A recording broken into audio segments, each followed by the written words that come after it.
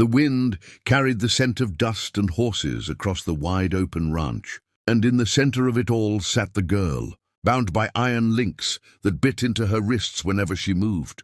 Her name was Ayoka, daughter of the Apache, but to the men who worked this land, she was nothing more than property, a nameless figure bent low in silence. From sunrise to sundown she toiled, her head always bowed, her spirit hidden behind downcast eyes.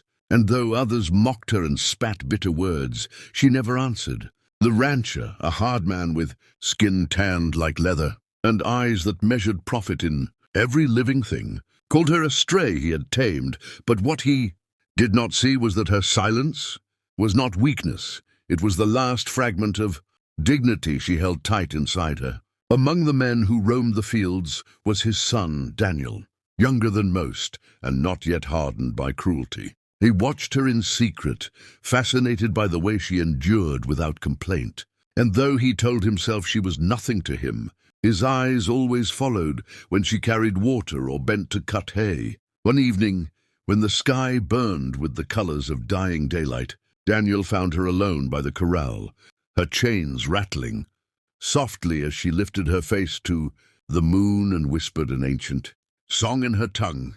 A sound so pure it pierced his chest. In that moment she was no slave, no possession, but a spirit unbroken, and Daniel felt the weight of shame for every day he had stood by. Later, when she collapsed in the field from exhaustion and no one came to help, Daniel rushed forward, lifting her gently and giving her water, whispering words he barely understood even as she looked at him with startled, guarded eyes. That night, he made a choice he could not take back.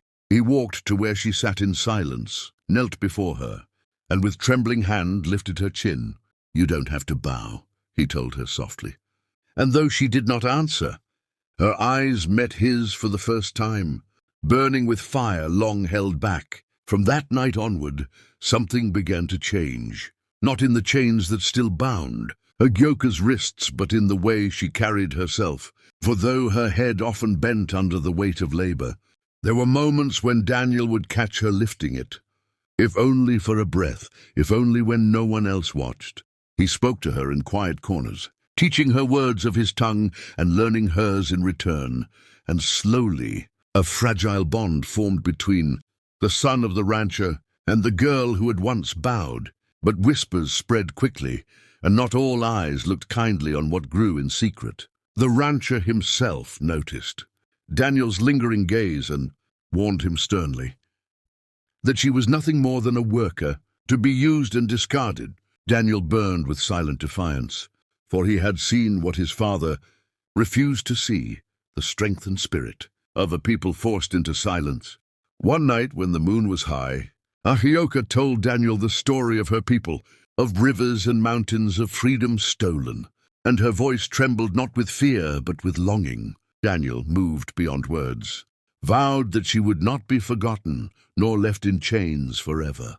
But the rancher discovered them, his anger fierce as fire, and declared that if Daniel chose her side, he would lose everything.